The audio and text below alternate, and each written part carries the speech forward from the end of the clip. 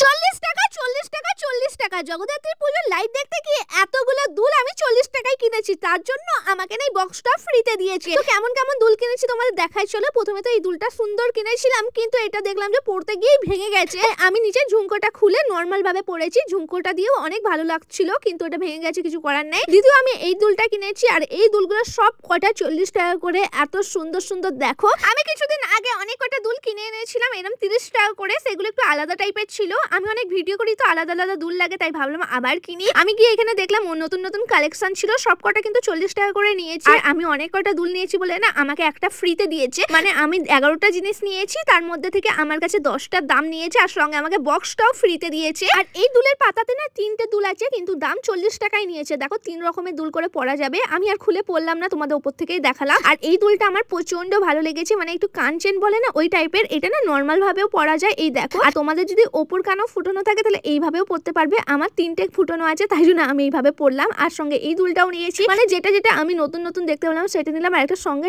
Normal রিংও নিয়েছি, মানে অনেক টাইপের হ্যাক করি তো হ্যাক করার জন্য লাগে।